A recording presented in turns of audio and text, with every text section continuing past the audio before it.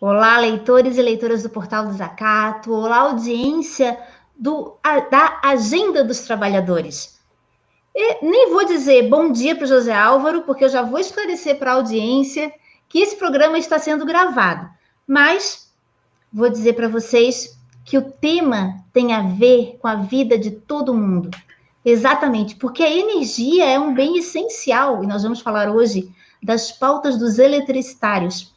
Os eletricitários são uma categoria que tomaram a frente da defesa desse patrimônio público que é a Eletrobras, né? Então, só para lembrar antes que a Agenda dos Trabalhadores sempre foi um espaço valorizado dentro do Portal do Desacato.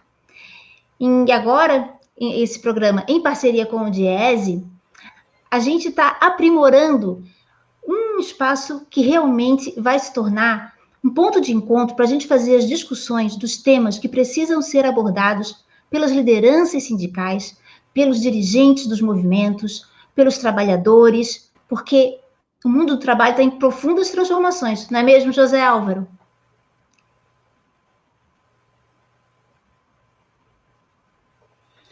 É verdade. Profundas transformações e hoje nós vamos falar com o pessoal que está na vanguarda dessas transformações. De fato, é um setor, como tu destacou, extremamente importante do movimento sindical catarinense e brasileiro. Então, apresenta para a gente quem são os nossos convidados. Bom, os nossos convidados hoje, como sempre, são duas pessoas muito especiais. A gente vai receber aqui a Cristina Pereira Vieselli. A Cristina é economista, técnica do Diese. Cristina tem uma formação acadêmica bastante sólida, apesar de ser jovem, ela já é mestra, é doutora em economia. E a Cristina foi a nossa última aquisição, ela era da equipe do Diese. Ela já trabalha no Diese há mais de 5 anos. E ela é da equipe do Rio Grande do Sul. E recentemente a gente comprou o passe dela para vir aqui para Santa Catarina. Ela veio no ano passado, mais ou menos lá por agosto, setembro do ano passado, para reforçar esse time aí do Diese e o time dos eletricitários. Ela está trabalhando, ela é assessora do Diese, numa subseção da Intersindical da Celesc, dos trabalhadores da Celesc. Seja bem-vinda, Cristina. Obrigada, José Álvaro, meu supervisor. Obrigada, Rosângela, pelo convite, por estar aqui conversando com vocês e prazer de estar aqui falando com vocês, com os internautas do programa. O prazer é nosso.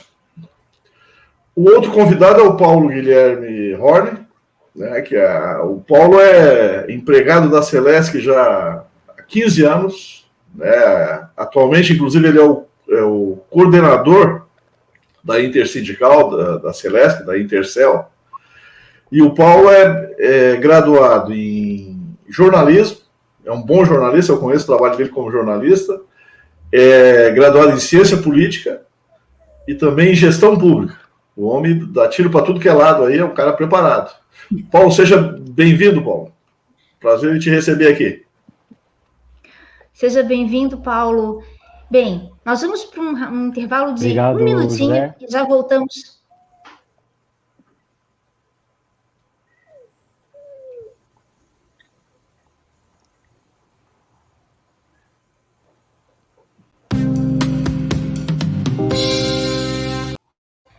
Queria conversar com você sobre algo que você consome todos os dias. Exatamente, a informação. Aqui em Desacato produzimos conteúdo livre, independente e verdadeiro. Verdadeiro porque é produzido para você e ao teu lado. Ao lado de todos os coletivos, de todos os movimentos, dando visibilidade ao mundo e às suas movimentações reais. Esse jornalismo defensivo precisa ampliar a visibilidade desses movimentos e dessas lutas individuais e coletivas. Para isso, ele precisa fortalecer a comunidade de Desacato. As pessoas, seus leitores e leitoras que estão ao nosso lado, contribuindo para que esse jornalismo possa mostrar mais histórias, mais vidas. Para você fazer parte, é muito simples. Nós temos lá uma plataforma de contribuições onde você vai encontrar um valor que não vai fazer falta para você, mas que vai permitir, somando a contribuição de todos os nossos leitores e leitoras amigas, financiar esse jornalismo independente, que precisa ser mantido por todos aqueles que o leem e o acompanham. Exatamente. Lá na plataforma, você tem valores de contribuição a partir de R$10. Você pode contribuir no boleto, no cartão, você pode fazer um depósito em conta ou você pode aderir ao Pix. Exatamente. Manda um Pix para a Cooperativa Comunicacional Sul. Não tem custo para você e a soma de todos esses valores vai permitir que a gente dê mais visibilidade, amplie a visibilidade de todas as histórias. Porque você sabe, uma história que não é contada, não é mostrada, é como se ela não existisse. Então, vamos fortalecer o jornalismo independente? É Desacato, 14 anos. Informando para educar, educando para formar e formando para transformar.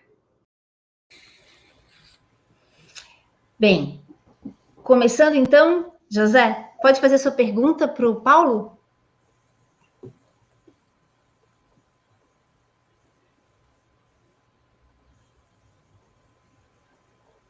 José, você me ouve? Agora sim, agora estou te escutando. Tu deu uma pequena caída aí, mas agora estou te escutando. Tu queres que eu faça a pergunta já? Isso, para o Paulo. Beleza.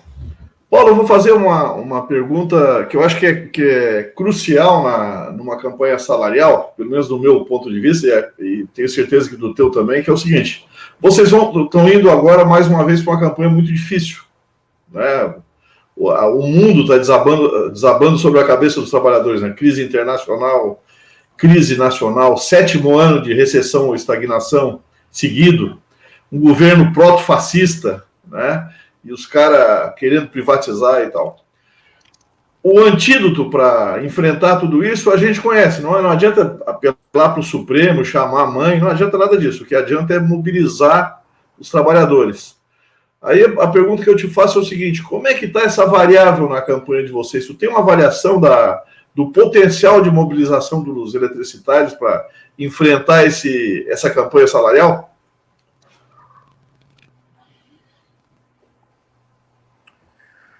Então, José, nós estamos iniciando agora a nossa campanha, né? Mas historicamente a gente sabe que a única força, a única forma de nós conseguirmos avançar, mesmo nas negociações e também manter os direitos que nós já temos, é na mobilização da categoria. Nós temos uma categoria que é bastante organizada, uma categoria que tem um histórico muito grande de atuação junto com os sindicatos.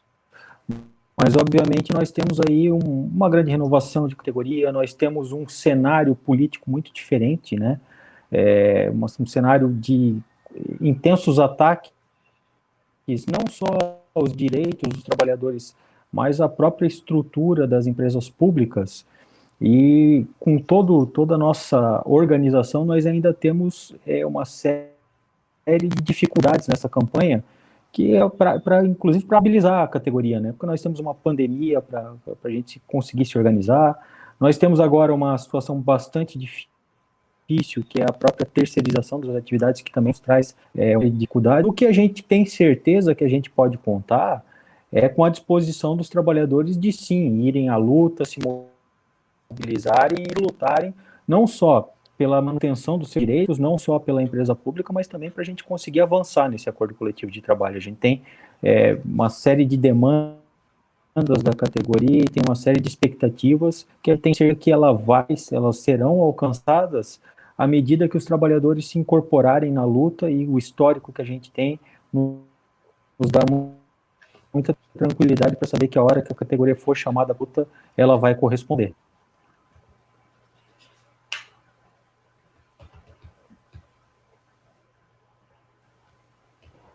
Opa, agora sou eu com você, Cris. Eu sei que o Diese tem um banco de dados gigantesco de informações que disponibiliza toda a database para toda a classe trabalhadora, né? E em especial você, uma informação dirigida para os eletricitários. Cris, como calcular perda salarial numa realidade em que a gente sabe que os índices não estão indicando a realidade do supermercado, né? A realidade da vida, né? O que tem crescido. E realmente, quais outros dados que o Diese está levantando aí para auxiliar o sindicato na elaboração dessa pauta de reivindicações? Porque eu acho que isso que o Paulo falou é uma questão muito importante, né? As categorias estão encarando as negociações, elas não podem rebaixar as suas pretensões, não podem pensar que porque ao fim e ao cabo as empresas, né, continuam lucrando e os trabalhadores então precisam, né, se sentir valorizados para ir para a campanha salarial, sabendo que para realmente conquistar algo a mais. E não, né, já aí com aquele sentimento de estamos numa pandemia agora, né, temos todo... Não é bem assim, os dados das empresas não... Eu queria que até você falasse sobre isso, se vocês têm, né, dados sobre a questão da arrecadação e da distribuição do que seja os gastos e lucros e ganhos da Celesc, no caso, né? Ou se você tiver também dados de outras empresas. Certo, obrigada, Rosângela. Então, essa sua pergunta é muito boa, assim, porque a gente enxerga que, apesar do cenário econômico, pelo menos em 2021, a perspectiva é de crescimento, tanto no mundo, né, e puxando aqui também no Brasil. Então, já tem algumas projeções, né, que foram feitas, as últimas projeções, por exemplo, do FMI, é que o mundo vai crescer 6%, a OCDE projeta um crescimento de 5,6%, e esse crescimento ele vai ser puxado bastante por países que são bastante importantes para o Brasil, como os Estados Unidos e a China, né? Então, também o Biden, ele promoveu um pacote de auxílio financeiro via Estado, criação de empregos, né? E isso vai puxar bastante o crescimento de outros países, assim como a China, que já saiu há bastante tempo da pandemia. Como o Brasil é um grande exportador de commodities, a gente também vai possivelmente enxergar um crescimento do PIB nacional.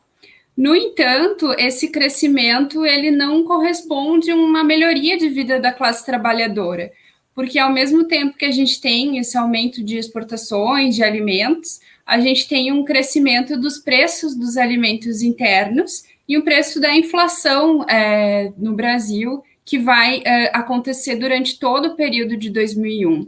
Então, a gente tem uma projeção, por exemplo, na database dos eletricitários, que a inflação medida pelo INPC vai superar os 8% e IPCA vai se aproximar aos 8%. E se a gente for olhar os itens que compõem a cesta, né, de alimentos, a cesta de bens, né, os alimentos eles estão entre os itens com maior variância. E aqui em Florianópolis, o Diese ele faz a pesquisa da cesta básica mensalmente, e no ano de 2020 foi a cesta que teve maior variação acumulada, e todos os meses de 2021 também foi a cesta com maior variação. Então, para aqueles trabalhadores que recebem salários próximos ao mínimo, salário mínimo, o aumento da cesta básica pesa muito para a renda das suas famílias. E, além disso, a gente está num cenário também de crescimento do desemprego e diminuição da população na força de trabalho. Então, a gente tem, ao mesmo tempo que a gente tem um desemprego alto, acima dos 13%, a gente tem uma saída substancial de pessoas da força de trabalho, e isso está acontecendo, inclusive, aqui em Santa Catarina, que tem o índice de desemprego de Santa Catarina é relativamente menor do que o restante do Brasil, né? Enquanto no Brasil a gente tem o índice de 13%, em Santa Catarina em torno de 5%. No entanto, a gente viu que nesse período de 2020, agora início de 2021 também, a gente está vendo uma tendência à precarização do trabalho, saída de pessoas do mercado de trabalho e criação de empregos em áreas que são precarizadas, como, por exemplo, os empregos autônomos. E isso impacta nas negociações de todas as categorias de trabalhadores, não somente, né, não somente no geral, né, quando a gente fala de cenário de negociações. Por quê? Porque isso também vai impactar na forma de mobilização dos sindicatos, né? Sendo que o desemprego está em alta, o cenário de negociações ele tende a piorar. No entanto, a gente enxerga que o setor elétrico, assim como outros setores, ele não foi tão atingido pela pandemia, né? Se a gente for olhar os dados da Celesc, eles foram muito bem. A Celesc apresentou lucro líquido recorde, EBITDA recorde no ano de 2020, né? Então, por exemplo, a gente teve um crescimento do lucro em 2020 em comparação a 2019, no lucro líquido de 82,9%. E já no primeiro trimestre de 2021, a gente tem o crescimento do lucro líquido de 38,3%. Então, se o cenário em 2020 não foi ruim, sendo que foi um ano pandêmico, que teve o ciclone bomba, né? Em 2021 o cenário está ainda melhor, né? No entanto, isso não necessariamente vai refletir numa capacidade de mobilização da classe trabalhadora em função desse ambiente político, como o Paulo falou muito bem, e também do ambiente econômico, sendo que a gente está vivendo um cenário de desemprego alto, de queda na renda da população e também de dificuldade de fazer greves, dado as próprias características do vírus, né, que impede as pessoas saírem para não se infectar. É isso por enquanto. Correto, Cris. José, agora é a sua vez de fazer uma pergunta para a Cris. Ô, Cris, eu queria te fazer uma pergunta sobre um tema que ronda a campanha salarial dos eletricitários, não só de Santa Catarina, mas do Brasil todo, né? O governo Guedes-Bolsonaro, eles têm uma política, como vocês sabem, de privatização. Então, a ideia do Guedes é privatizar tudo. E o setor elétrico, inclusive, é uma joia, né? Porque é um setor que dá um retorno muito grande, e evidentemente que os especuladores do mundo todo estão de olho nessa joia que é muito rentável, né? O capital ele só quer filé, né? A carne de pescoço fica para o Estado e para o povo digerir, né? Aí a pergunta que eu te faço é a seguinte: como é que tu vê? Porque o governo do Estado de Santa Catarina não tem política, ele segue a política nacional. A gente está vendo isso no caso dos portos. Estão querendo privatizar 3 portos altamente rentáveis em Santa Catarina. Aí como é que tu vê esse risco da ação em relação à Celesc, né? Porque como tu está estudando os dados da empresa e do setor, tu tem uma visão sobre isso. Qual é o risco que isso tem de ameaçar a Celesc, que é uma coisa meio que uma espada na cabeça dos trabalhadores catarinenses? Como é que tu vê isso? A Celesc é uma das a Cris, viu? Pergunta para a Cris. Certo, eu já estava respondendo.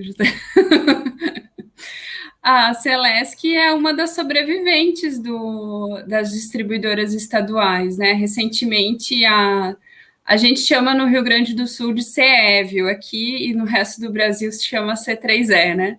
Recentemente a CE foi privatizada também, né? Que ela estava com uma dívida bastante elevada, e outras empresas, e agora a gente tem somente, então, a Celesc, a CEMIG e a Copel, né, que são empresas estaduais distribuidoras. E a Celesc, como eu falei na resposta anterior, ela vem apresentando ela vem apresentando resultados financeiros muito saudáveis, ela está dentro, né, de todos os limites estabelecidos pela ANEEL, então é uma empresa lucrativa, é uma empresa que tem uma excelente rentabilidade, né, e enfim, né, mas isso não impede que seja ameaçada de privatização.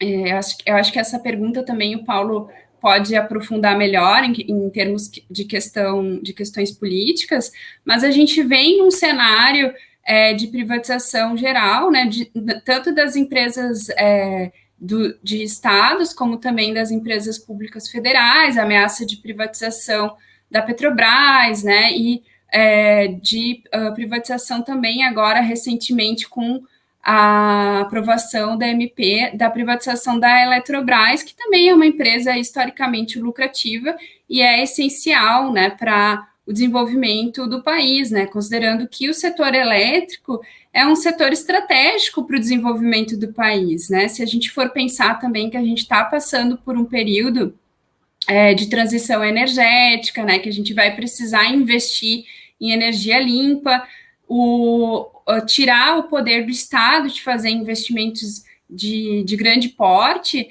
também é tirar a possibilidade de investir em regiões que o setor privado normalmente não investe, né? A gente teve, no caso, um caso emblemático, que foi o caso do apagão no Amapá, no meio de uma pandemia.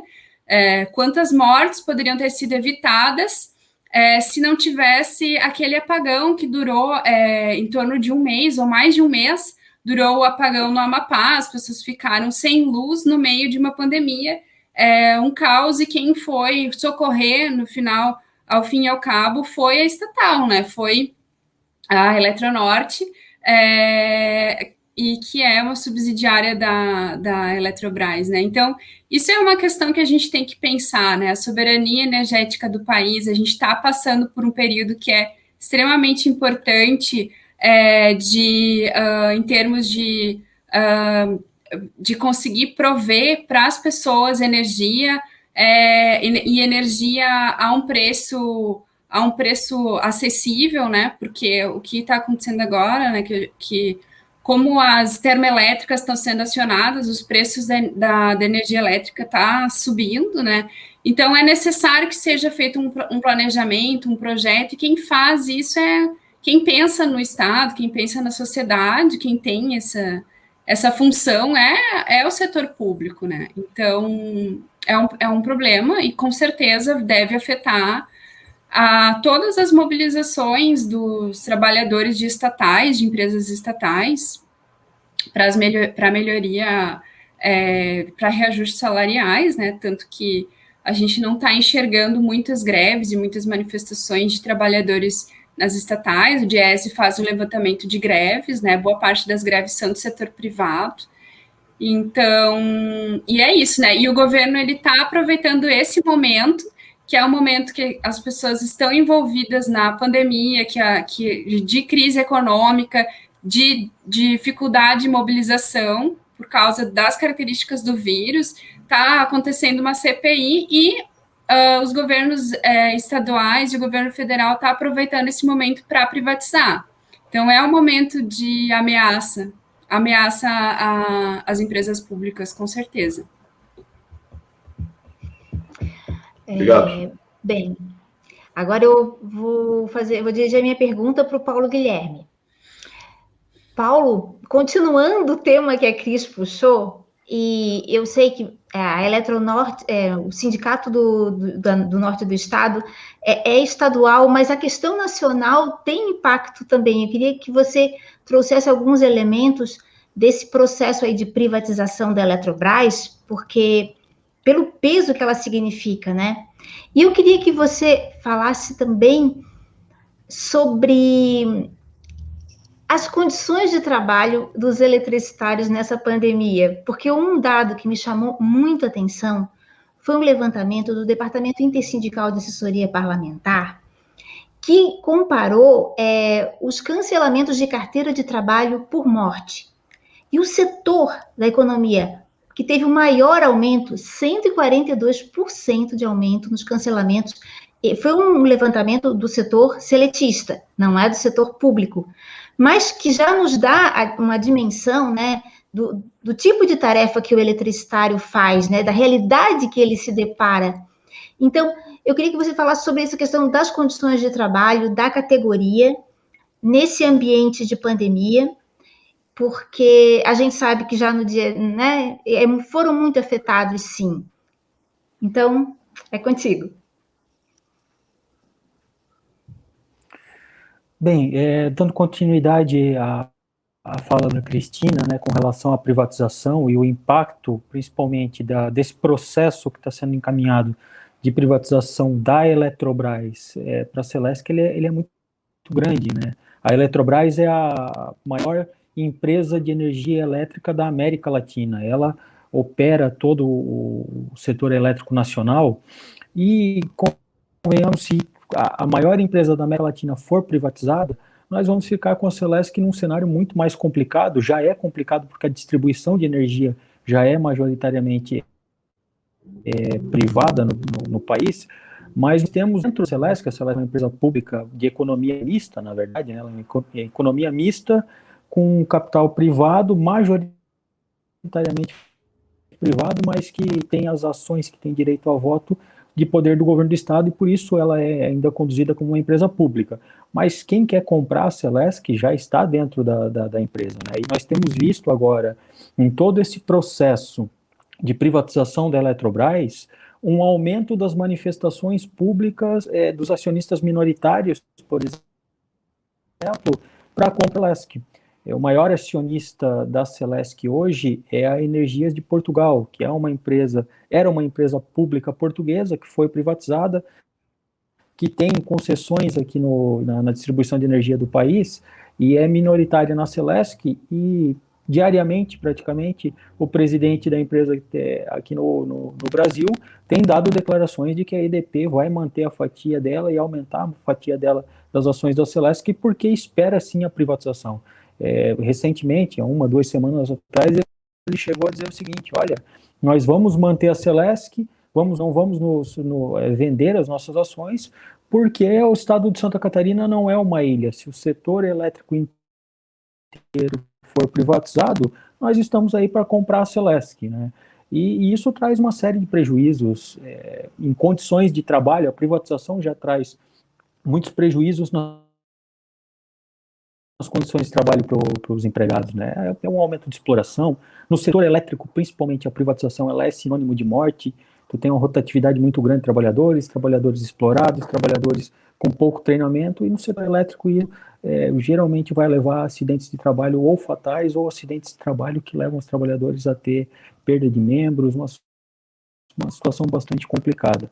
E nessa situação, a gente ainda tem uma situação, a gente tem a realidade da pandemia, né? Porque, querendo ou não, para o trabalhador eletricitário, a pandemia não fez com que o serviço parasse, até porque os trabalhadores da Celesc prestam um serviço essencial para a população. Então, os nossos eletricistas, técnicos, atendentes comerciais, praticamente todos permanecem trabalhando e expostos ao vírus, e expostos, inclusive nós tivemos, infelizmente, alguns casos dos trabalhadores contaminados na empresa. Nós tivemos alguns falecimentos por conta de Covid, porque o serviço do eletricitário não mudou. Ele continua tendo que ir a campo, atender a sociedade, e agravado ainda no último ano, nós tivemos toda a situação da pandemia e ainda com um desastre natural de proporções muito grandes no estado, com o ciclone bomba. Então, além de ter que trabalhar, recompor o sistema elétrico numa situação de calamidade, a gente ainda tinha uma pandemia expondo os nossos trabalhadores, né? Então, é uma situação bastante complicada. Nós temos, enquanto sindicato, tentado negociar com a empresa melhores condições para os trabalhadores, de saúde, segurança, os afastamentos, as testagens, mas é algo que, pela própria natureza do serviço de energia elétrica, não tem como tu não expor o trabalhador, ele está exposto, né? E aí entra aquela questão da privatização, né? Os trabalhadores hoje da Celesc ainda têm uma condição mais favorável de saúde, segurança, a gente consegue ter uma fiscalização. Numa situação privatizada, a exploração e daí os riscos aos trabalhadores potencializam muito, né? A gente vê isso acontecendo em todo o setor. Nós, infelizmente, enquanto sindicatos da indústria, acompanhamos junto ao Ministério Público uma ação civil pública, um acordo de uma ação civil pública que trata da saúde e segurança dos trabalhadores, e não temos a situação da Celesc privatizada aqui, mas nós, infelizmente, temos o exemplo da terceirização, né? Na terceirização, a gente vê, sim, uma exploração muito grande do trabalhador que vai levar a acidentes de trabalho.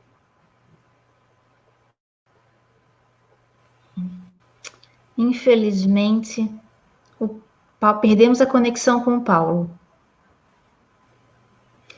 Bem, fugiu logo, acho que ele ficou com medo da minha pergunta, né? Nós vamos fazer um pequeno intervalo e já voltamos com o bloco final da Agenda dos Trabalhadores.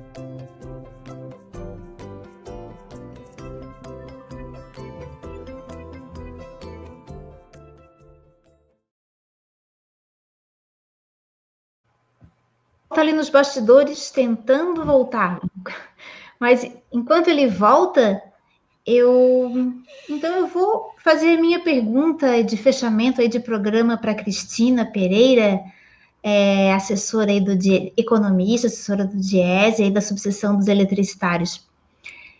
Cristina, o que você apontaria que vai ser um maior desafio, né, na hora das negociações para a categoria dos eletricitários aí? Quais serão as maiores dificuldades que terão que ser ultrapassadas, é claro, mas qual vocês apontam que vai ser aí, né, o que vai pegar mais difícil aí nessa database? Então, Rosângela, como a gente falou, né, durante o programa, primeiro a questão da ameaça às privatizações, né? Isso é uma questão que, como o Paulo estava comentando, né? Mesmo que a Celesc venha apresentando uma situação financeira bastante lucrativa, né, e saudável, é diferente, por exemplo, da distribuidora do Rio Grande do Sul, né, que ela estava passando por um período bem de dificuldades financeiras, né, endividamento. Mesmo assim, existe essa ameaça, né, porque a gente está vivendo um cenário político de desmonte do Estado, de políticas de ajuste fiscal, de diminuição dos gastos públicos, ainda mesmo vivendo numa pandemia onde o Estado é mais importante, né? Mesmo a gente vivendo num cenário internacional dos países do Norte, investindo, né? Como, por exemplo, o pacote do governo Biden, que visa uma maior participação do Estado na economia, mas aqui no Brasil a gente, ao contrário, né? Como o José Álvaro colocou lá no início, né? O Paulo Guedes, ele está fazendo uma política de diminuição do Estado. Essa é a nossa posição, a posição do Brasil dentro do cenário internacional, né? De venda de patrimônio público, o que para o setor elétrico, em especial para a Celesc, é uma dificuldade, vai dificultar certamente as mobilizações. Outra questão é a questão do desemprego alto, né? Mesmo que o Brasil venha a crescer nesse ano, perspectiva de crescimento, mas esse crescimento ele se dá em setores de exportação de commodities, de exportação de minérios, né? Concentrando renda, né? Então a gente deve crescer com uma precarização do trabalho. E isso afeta, no geral, a renda da classe trabalhadora e afeta, no geral, o poder de mobilização dos trabalhadores, né?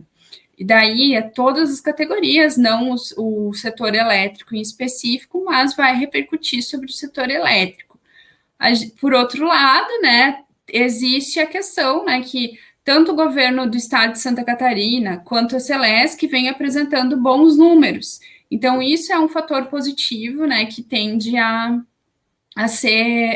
beneficiar a campanha, né, e fortalecer aí as reivindicações do sindicato.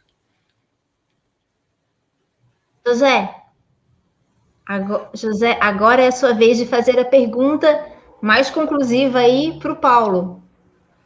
Beleza, na verdade, eu vou continuar nesse tema da privatização, porque eu acho que ele está no centro da conjuntura, e associar com a primeira pergunta que eu fiz para o Paulo, que é a questão da mobilização.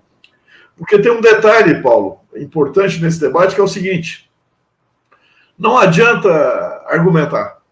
Nós podemos botar os melhores técnicos do país, e eles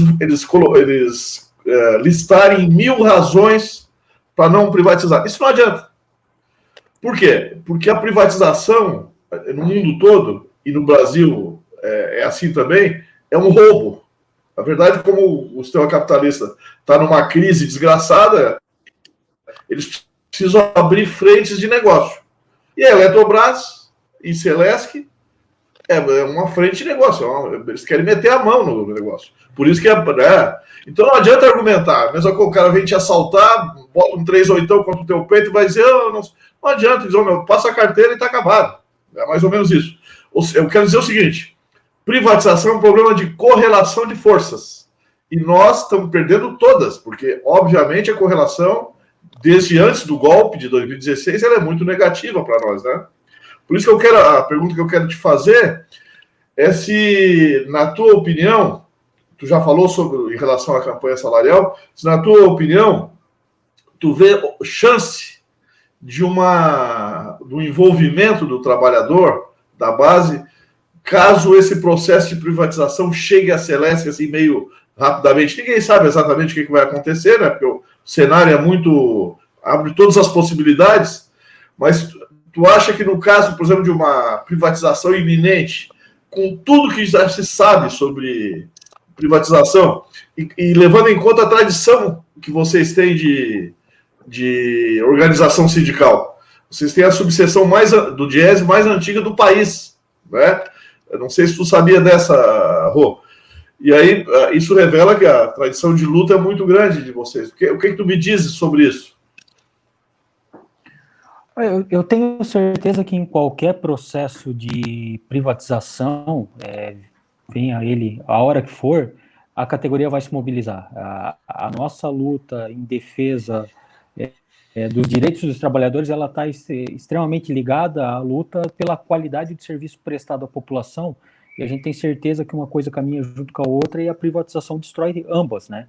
É um serviço com pior qualidade prestado à população por conta da precarização das condições de trabalho dos empregados. Então, pelo histórico que nós temos e pela forma como nos organizamos e nos mobilizamos, um processo de privatização, ele vai mobilizar a categoria a fazer a luta onde ela tem que ser feita, né? Nós temos aí uma correlação de forças muito ruim no país, e a gente vê, por conta disso, infelizmente, a MP da privatização da Eletrobras sendo aprovada com uma facilidade extrema no Congresso, mas a luta aqui dentro do Estado, ela passa invariavelmente por dentro da Assembleia Legislativa. E sem ilusão nenhuma de acreditar que a Assembleia legislativa é amplamente favorável a empresas públicas, porque não é esse o conceito.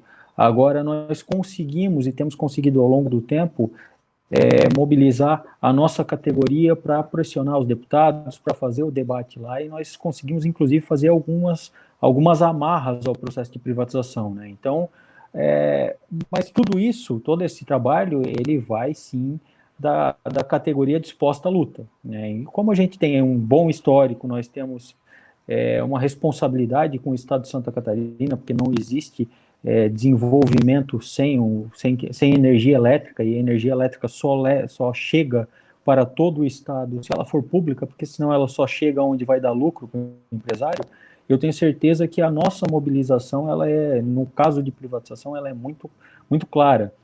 Na verdade, hoje, pela forma que nos organizamos, pela forma que a categoria tem reagido, a gente tem uma perspectiva e uma previsão de que qualquer tipo de ataque que venha para os trabalhadores, ele vai ser combatido com mobilização da categoria. Nós temos um cenário muito, eu não vou dizer favorável, mas os trabalhadores da Celesc, por tudo que a gente passou com renovação de concessão, tendo que fazer discussões bastante difíceis, eles sabem que a gente só avança, a gente só se mantém na mobilização junto dos sindicatos. Então, a perspectiva para a luta, ela é uma perspectiva muito boa de conseguir levar a categoria, né? Então, os trabalhadores vão, sim, lutar para que a Celesc permaneça pública, não só porque isso garante para eles condições de trabalho, condições de saúde, segurança, remuneração, vida, mas principalmente porque o trabalhador da Celesc, a história da Celesc, ela está intimamente ligada à história do desenvolvimento de Santa Catarina, né? Não tenho dúvida que, se não fosse a Celesc, o estado de Santa Catarina não teria a maior universalização de atendimento de energia do país. A gente só tem isso porque é uma empresa pública, e os trabalhadores vão continuar lutando com certeza para que ela permaneça pública. Não vamos aceitar que um patrimônio com 65 anos seja assim vendido de uma forma tão fácil, né? A energia não é uma mercadoria, a energia é um direito, e a gente não vai deixar que a nossa energia, a nossa Celesc, vire só uma moeda de troca na mão do capital, com certeza. Obrigado, Paulo. Muito bom, Paulo. Eu queria agora a pergunta é para o José Álvaro. José Álvaro, qual será o tema da aula deste sábado? Porque todo sábado, às 14 horas, aqui no Portal do Desacato, José Álvaro apresenta um tema de uma forma mais completa. É 1 hora de explanação. O que vai ter hoje? O que vai ter nesse sábado, José? Bom, a aula é bondade tua, né? Isso aí é camaradagem de colega, né? Dizer que é uma aula e tal. Mas, na verdade, o tema vai ser, de certa forma, a continuidade dessa discussão aqui, né? Porque a ideia é discutir conjuntura nacional e internacional. Como está vendo ali no cartaz, tudo que é sólido se desmancha no ar. Porque, de fato, essa é a maior crise da história do sistema capitalista, né? Tem muitos sinais disso no mundo todo. O próprio plano do Biden, citado pela Cris há pouco, aí, de 6 trilhões de dólares no total, é revelador da profundidade dessa crise, né? Os caras... Tem gente dizendo o seguinte: olha, o plano do Biden é o fim do neoliberalismo. Isso é conversa fiada. Na verdade, o plano do Biden é uma ação de governo que pode fazer isso, porque eles têm a maquininha de fazer dinheiro, né? Então, eles podem emitir moeda para gerar 6 trilhões. Não sei se vão conseguir, porque tem um problema inflacionário. E, aliás, já que eu falei no Biden, lembrar o seguinte: a própria agressividade do Biden, do governo Biden, com seus inimigos, seus principais inimigos, Rússia e China, agressividade que o Trump não tinha, né? Porque o Trump não é o cara do Pentágono, não é o cara da CIA, não é o cara da máquina de guerra. O candidato da máquina de guerra é o Biden, né? Eu vi até brasileiros se entusiasmar da esquerda brasileira. Ai, Biden, democrata e tal. O Biden foi o cara que deu um golpe no Brasil. Quando o Brasil sofreu um golpe de Estado, um processo de golpe, quem articulou foi o Biden, que era o vice do Obama. o Trump nem sabia que podia dar golpe na América Latina, porque ele, digamos, é um cara pé de chinelo, se tu comparar com a... Bom, mas enfim, a ideia é discutir como é que isso se reflete no mundo todo e no Brasil. Toda essa desgraceira que nós estamos vendo no Brasil a partir de 2015 para cá, toda essa desgraceira está relacionada com essa conjuntura internacional. Obviamente, os golpes na América Latina é para compensar a crise mundial, é para abrir frentes de negócio, né? E é claro que os Estados Unidos não podiam deixar de estar no centro do negócio. E é muito difícil a gente entender isso, né? É muito difícil, o tabuleiro é muito complexo. Então, o objetivo é dar uma discutida nisso e tal, e trazer elementos que ajudem as pessoas a pensar sobre o assunto, evidentemente sabendo que muita gente discorda da abordagem que eu vou fazer, é perfeitamente natural, porque isso acontece em situações extremas. Inclusive, só para concluir, eu diria o seguinte: a crise que o mundo está vivendo é parecida com a crise pós-29, que levou à Segunda Guerra Mundial, na minha interpretação, né? As tensões mundiais, o próprio plano do Biden, etc., revela uma situação parecida com aquela lá, né? Na minha leitura, pelo menos, né? E de outras pessoas, evidentemente, né? Mas, enfim, o assunto vai ser esse. É um assunto legal para o sábado, né? Para a pessoa relaxar, né? Tu não acha, Rô? Eu acho que é importante a gente conhecer a realidade, né? Viver iludido não leva a nada, a gente não constrói nada, a gente constrói em cima de em bases sólidas. Então, eu gosto de compreender e aprender, José. Eu queria agradecer muito a presença do Paulo Guilherme e da Cristina Pereira aqui na Agenda dos Trabalhadores. Dizer para você que está nos acompanhando, para compartilhar, curtir esse conteúdo, que é um conteúdo com muita informação, como eu falei, informação que forma e informa a classe trabalhadora, para dar aí as bases reais, né, para onde a gente vai, para a gente poder planejar a ação. E agradecer muito, porque foi realmente um programa denso de dados e também terminamos aí sentindo que a categoria dos eletricitários vem com força total esse ano, né, José? Como sempre, eles têm muita organização. Esses caras são tão organizados que até o dia da greve, da eventual greve, vai entrar no calendário. Está lá marcado para tal dia, se for o caso, se não tiver negociação, terá greve. Isso ninguém faz. Eu não conheço nenhum caso no país que faz isso. Talvez os eletricitários a nível nacional. Mas aqui no estado eu não conheço outro caso. Então, para fechar de vez esse programa, como eu faço toda vez, né? Eu vou ler uma poesia, e dessa vez é uma poesia de um eletricitário, gente. Achei o livrinho de Novaldo Gelioli, Hálito de Água, Lâmina Acesa. E não será assim, tão diferente da guerra, a fome que mata este povo. Quem saberá das mãos calejadas, da poeira que encharca, os olhos moribundos? Ó Brasil, de tantos Brasis, em que berço esplêndido dormes tu. Gente, obrigada pela companhia e até a próxima sexta-feira com a Agenda dos Trabalhadores. Tchau, beleza. Gente. Obrigada. Tchau. Que agradeço, Cris. Obrigado, Paulo. Tchau, tchau.